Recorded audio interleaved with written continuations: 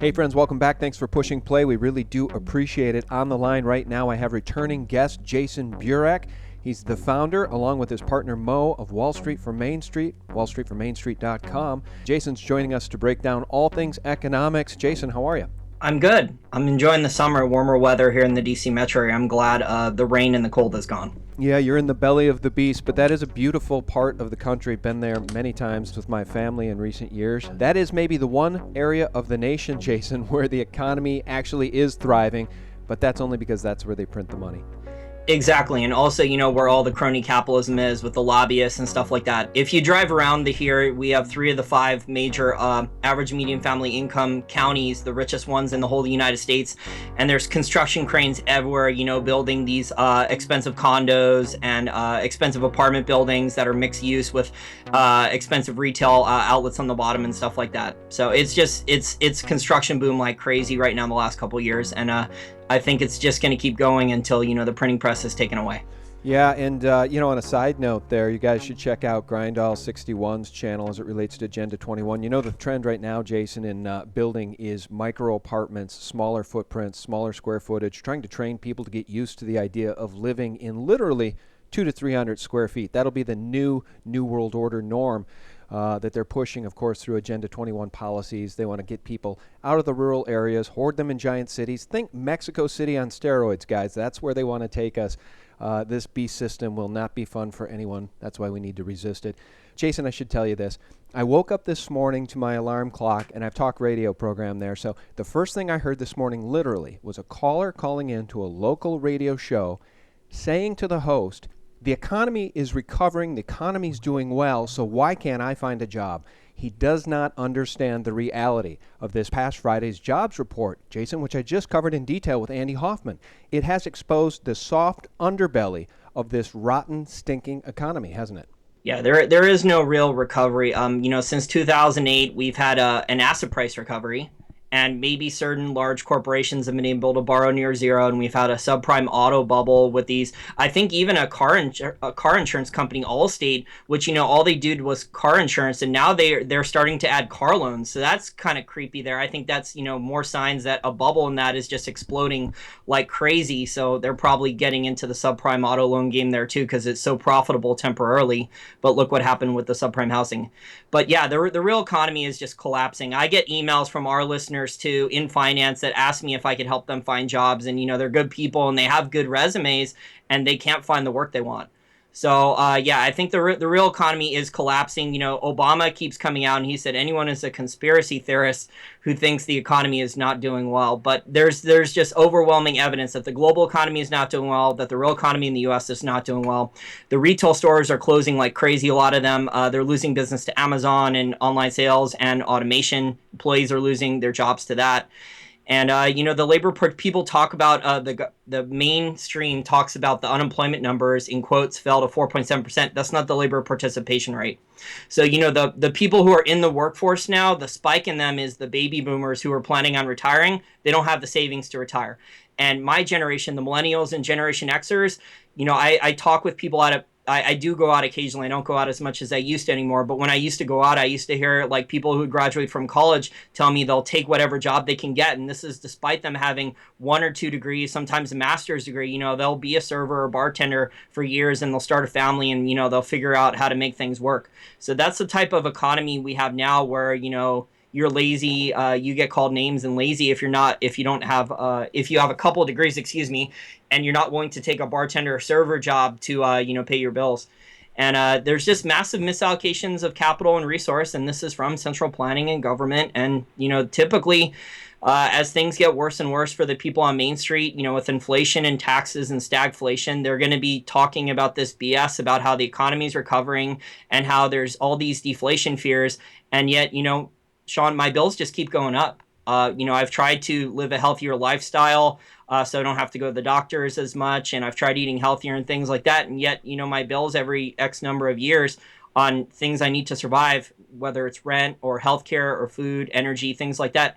We've had a recovery in gasoline prices, and these things are back up too. So the bills just keep going up, and the statistics just don't reflect reality anymore. Yeah, the purchasing power of the dollar continues to decrease thanks to the Federal Reserve, the Treasury, and a criminally corrupt government that only knows how to print money, borrow money, create money into existence to pay their bills. So this paradigm cannot go on forever. It's hard to get people to understand that, though, Jason. And like that caller that I listened to this morning when I woke up, he does not understand that when the government says unemployment fell to 4.70, why he and other people he knows can't find a good job. He doesn't get it because he believes the propaganda. And you noted in an email to me, they could not even create 200,000 fake jobs this time out of the birth-death model. And that's what they've been doing in the past. They've been issuing fake reports with fake statistics, and this time that even fell flat. Exactly. And they revise those down later. So they create 200,000 fake jobs, right, to make it look pretty average. And then, a couple months later, they revise them back down to absolutely horrible numbers. But the market doesn't care. It only cares about the headline number, these stupid high-frequency trading algorithms and these short-term hedge fund managers who are managing hundreds of millions, if not billions of dollars, trying to, extract every single last penny of profit out every single day, every single week, every single month trading the markets. They don't care about the revised numbers that come out months later, but the people on Main Street do. So we have a situation, where the jobs consensus was it was going to create 164,000 jobs number on Friday, and it only created 38,000 fake jobs. And almost all those jobs, if there are any real jobs, are going to be part-time ones. So we have a situation in the past, in the recent past, the jobs numbers were saying that most of the jobs were from retail jobs. But when you looked at the conference calls of the companies, almost all the retail companies were firing people left and right and talking about automation and putting employees, switching them from full-time to part-time to get around Obamacare and, the government trying to move higher minimum wage and things like that. So the reality doesn't match the government numbers anymore. And I think it's just going to get more dystopian going forward. But we have so many people on Wall Street that make so much bonuses and profits and stuff trading the markets that they want to believe the government numbers because they have an incentive to do so. Because, the status quo, they make a lot of profits off of it.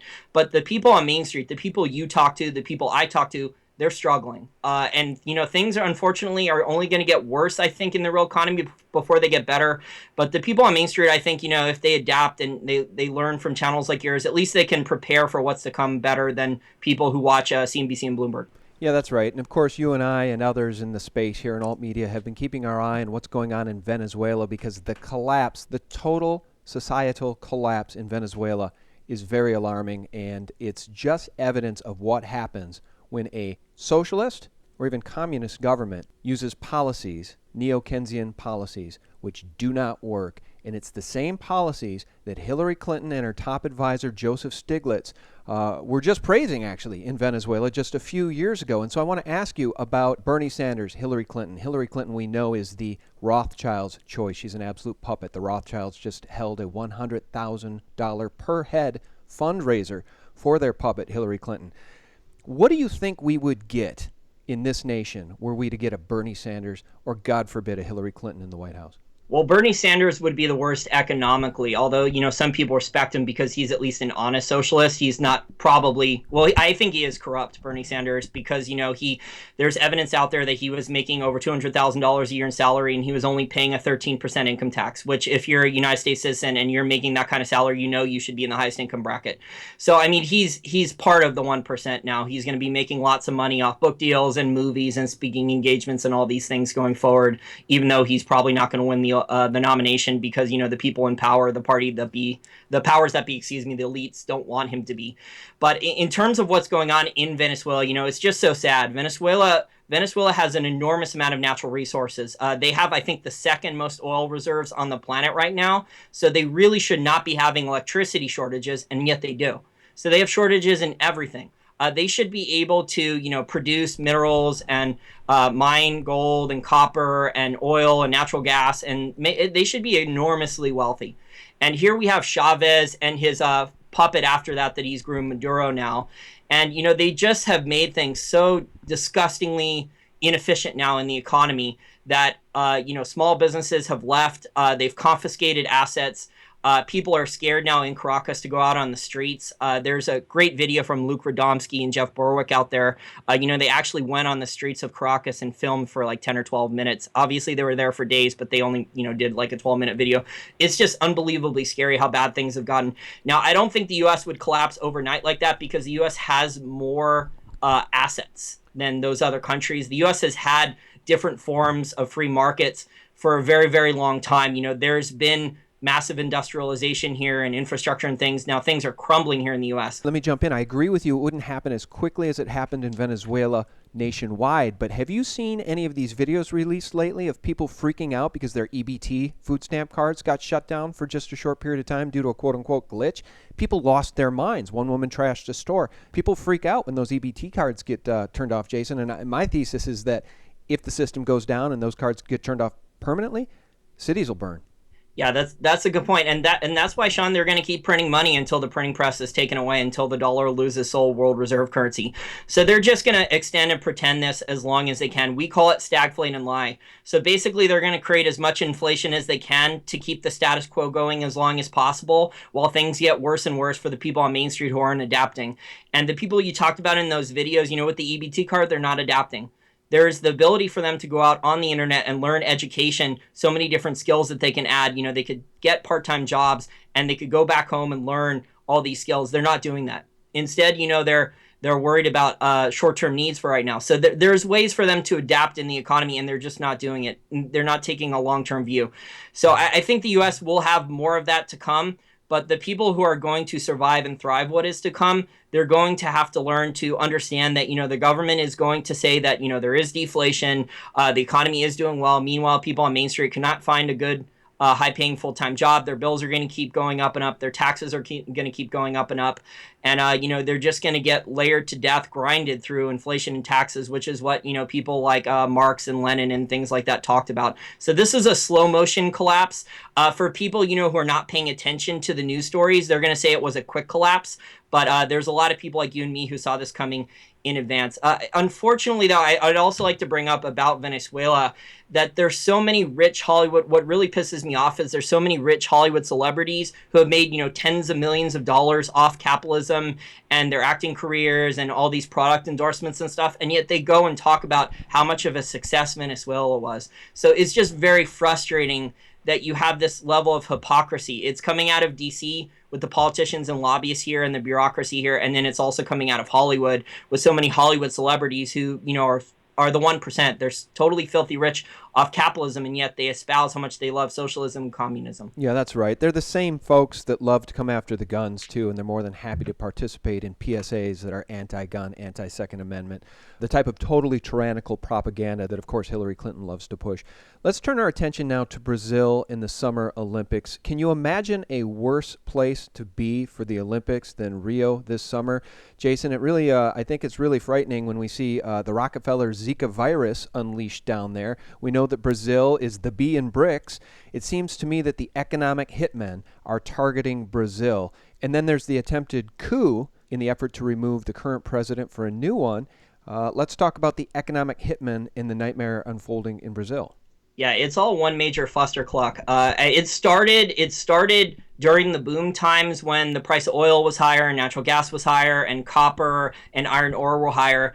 You learn this from the Austrian school that during the boom times is when the seeds of the bust are being sowed. So what happened was, the oil prices were high and the Wall Street banks and, European banks were giving Petrobras, which is the largest oil company in Brazil, the state-run one, they were giving them just an enormous amount of debt to drill on and grow their company and stuff. And around $100 oil, the debt was it was manageable. So the company wasn't in necessarily any major troubles of bankruptcy, but when the oil price crashed so much, their cash flow dropped. Their debt to equity ratios at one point in 2014 were 7-1. That means like a 14% drop in equity prices had basically made the company insolvent. That's how much debt they had. They had over $100 billion in debt. And they even had 100-year bonds on Petrobras. And now what we're hearing is the current president, although there's impeachment charges on her, that her and her crony friends at the top of Brazil were using Petrobras as a piggy bank. So they were using the oil assets in Petrobras to borrow for like unbid contracts for their friends so they could get loans for their own businesses that had nothing to do with oil and things like that.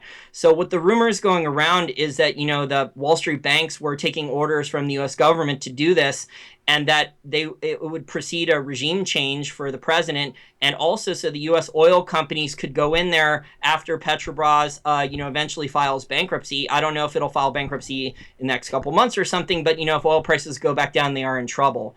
The bondholders would end up owning probably most of the company. But there would be a bidding war then probably for the assets of Petrobras. I also think the Chinese are going to be involved in that too. China actually has a large ownership and investments into Venezuelan oil interests. So the Chinese have been strategic investors of distressed assets in countries too, like Venezuela, and I expect that in Brazil. But yeah, we have a situation where during the boom times, Brazil was the I guess the model case study for how BRICS countries should develop. But now we're seeing all the rot and how it was built with debt. And when the commodity prices drop, Brazil is just in trouble. And Brazil has a long history. I think they've had over 5 hyperinflations since the 1930s. So this is the worst economy Brazil has had since the 1930s. They're just being killed with stagflation. So they have really high inflation because the real had dropped an enormous amount against the US dollar. And they have over 20% unemployment now in skilled labor. So these are Brazilians that tried to go to school and add degrees and become skilled labor. And, they were working in infrastructure jobs or government jobs or for the oil company or for the mining companies like Vale. And, now we're at a point with the Rio Summer Olympics. By the way, these were probably bribes to politicians and unbidded contracts on infrastructure projects that'll probably never be used after the Olympics and will probably never, ever benefit the Brazilian people. Where the Olympics are going to occur with the Zika virus. It's just all one major disaster here. I think we're going to see videos, Sean, coming up during the Olympics of massive amounts of protests. I think the mainstream media won't show probably more than 1 or 2, even though you're going to hear accounts on Twitter and videos of people, just a nonstop amount of protests of how frustrated the Brazilian people are with big government and corruption. Yeah, well, it sounds a little bit like the people of the United States. I mean, so many people are getting fed up with the Hillary Clinton-Bush cabal. People are starting to recognize both of those families as the crime families that they are. And you mentioned 20% unemployment for skilled workers in Brazil. The real unemployment rate, as you know, Jason, in this country, according to John Williams at Shadow Stats, is much closer to 20%, if not higher. Now, we know, as we stated in the beginning of this interview, the sheeple people, the guy in that radio show who called in, they don't understand that it's really over 20%. They don't understand the massaged statistics that come from the U.S. government. But to that end, let me ask you this. With the November election right around the corner, right now we're seeing billionaires like Soros, Icahn, and Druckenmiller selling U.S. stocks, real estate, and going short the stock market. They're also going long gold and gold stocks. Do you think the Federal Reserve is going to continue to prop up this? Will they be able to continue to prop up this stock market through the plunge protection team, the President's Working Group on Financial Markets? Will they prop this thing up until the November election and then let it falter? Or do you think they're going to lose control before the election? I think the PhD economists at the Federal Reserve, a lot of whom are rich Democrats, and there's stories out about this now that a lot of the people at the Federal Reserve actually donated to the Hillary Clinton campaign. I think they want to see Hillary win the election. And I think what they believe is if they actually let the stock market crash before the November elections, that would favor Trump. So I think they will do everything they can. There's a bunch of different things that they could do, whether it's Janet Yellen coming out and jawboning and saying, whatever she has to try to move the markets higher and try to maintain whatever is left of the Federal Reserve's credibility. I don't think the Federal Reserve has any credibility, but I've interviewed people on Wall Street, including billionaires, in the last couple weeks for my own channel, Wall Street for Main Street, and they think the Federal Reserve still has some credibility, and they think the Federal Reserve will still do a couple small interest rate increases before the end of the year. So as long as those people who manage billions of dollars are still in the stock market, and they believe that, and everyone isn't acting like these billionaires like Zell and Soros and Icahn, then you will have people believing that stocks have to go higher. So I think what might happen is if Donald Trump does actually win the election, they might let the stock market fall quite a bit right after he wins the election, so they can try to blame it on Trump. Or if Hillary does win it, does win the presidential election, and then the stock market crashes anyway, we all know Hillary's Machiavellian, so she will lie, cheat, steal, threaten whoever she has to gain power and gain whatever she wants. I think if Hillary does win the presidential election in 2016, and we know the powers that be want her to, and they're willing to do basically anything to get her in there, I think she will blame the Republican Congress for the stock market crash. Even though, it's not it's not obviously not solely the Republicans' fault, but that's just been Hillary's narrative in the past, is that for all of her corruption problems with the Clinton Foundation and the email scandal, she tends to blame the Republicans.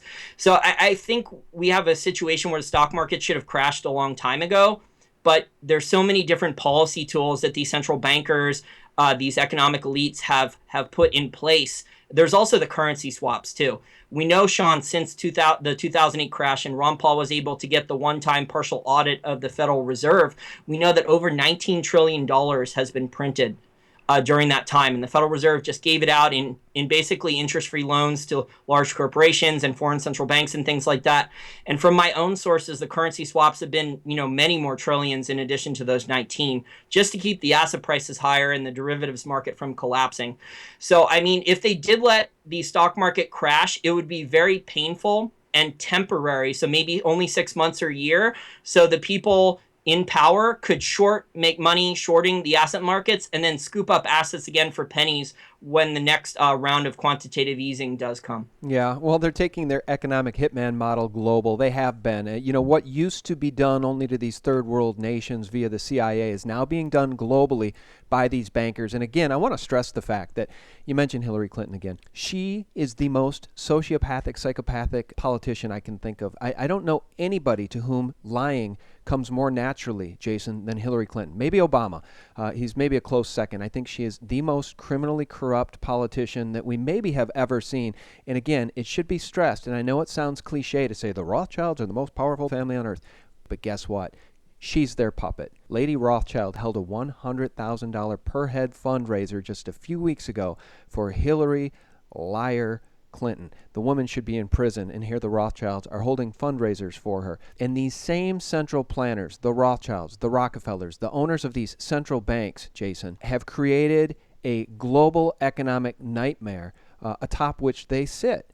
Oh, by the way, I've been meaning to ask you, have you seen that documentary, Brexit? It's fantastic.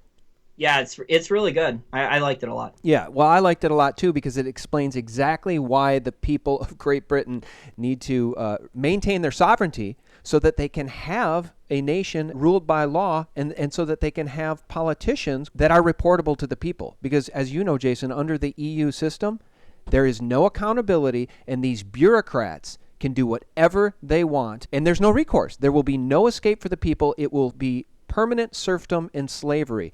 Yeah, Sean, and plus they make six-figure salaries and they can't get fired. And they put in all these extra stipends for extra bonuses and things like that. It's really just, they've set up basically a new type of serfdom with new types of technology where they have their own shopping malls and all these things that are segregated from the people. But there's so many politicians that are trying to implement control systems like this all over the world. Hillary Clinton's one of the top ones, though. I interviewed Charles Ortel last week on my channel. Oh, we posted that. It was brilliant. That was a fantastic interview. I'll link it below here, guys. Charles Ortel, by the way, I asked Jason to get me in touch with Charles.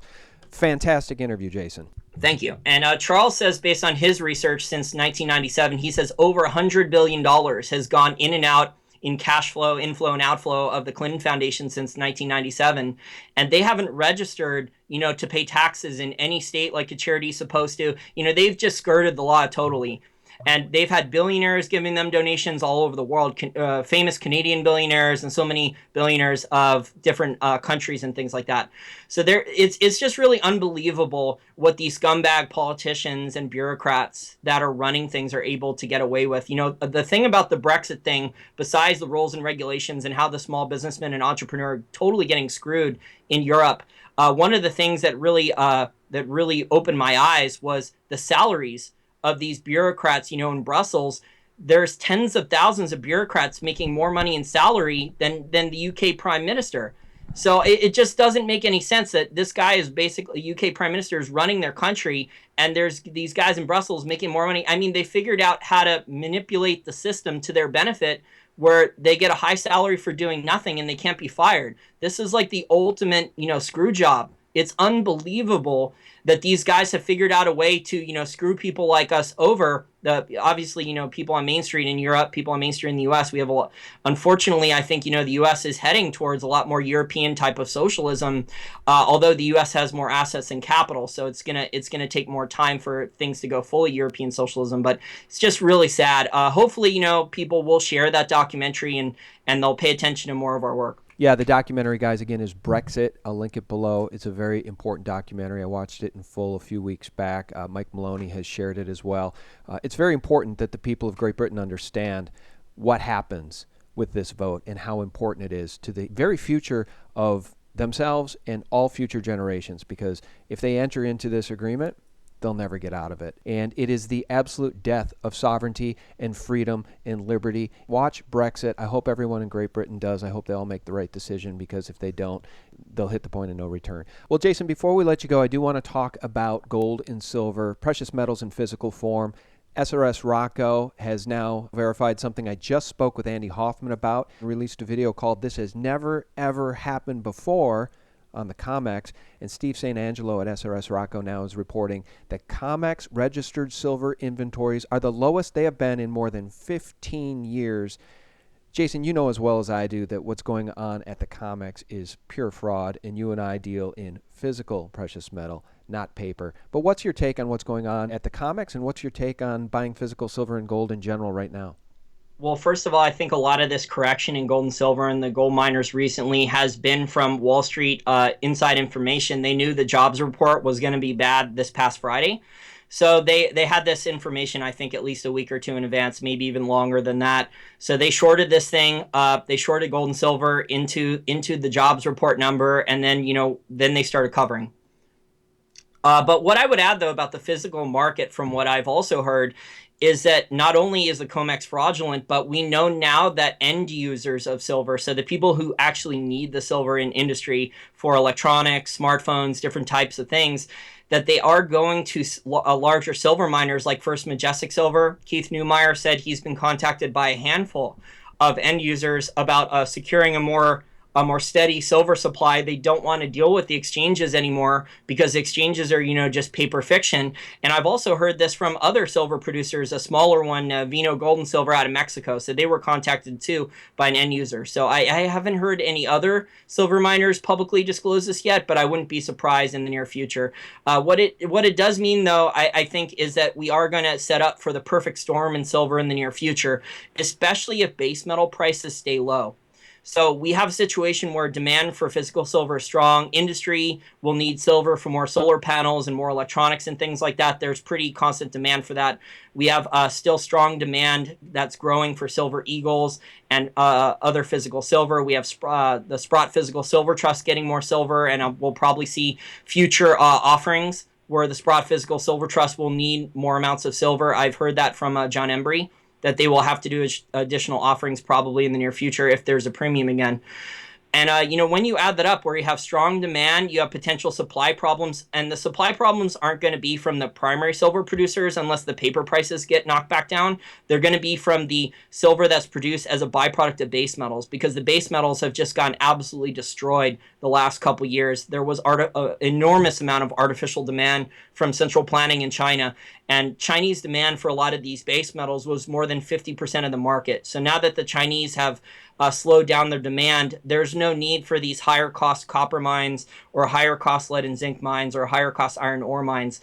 So when you add this up with a weaker dollar that's happened, I think you're setting it up for the near future for a nice big run in silver. I can't give you exact timing on it. I obviously don't think we're going to see $1,000 silver in a year or two. Some of that stuff coming out is kind of ridiculous hyperbole. Obviously, we know with the paper market, Sean, that things are manipulated, that they slow down the ascent of silver. So I think we are going to see a big move higher in silver. Probably we'll see $50 taken out easily in less than 5 years. Might even be less than 2 or 3 years. But, the sign I would look for is the base metal miners shutting down. And that is really going to help the supply amount for silver, setting up for a nice base in the price for it to go a lot higher. Okay, last question. It just popped into my head. I have to ask you. So you've been talking here a lot about silver. Let's talk about gold. I was just listening to a interview that Greg Hunter did with Charles Nenner, and Nenner was saying a lot of the things I agree with about the economy, getting out of the stock market, etc.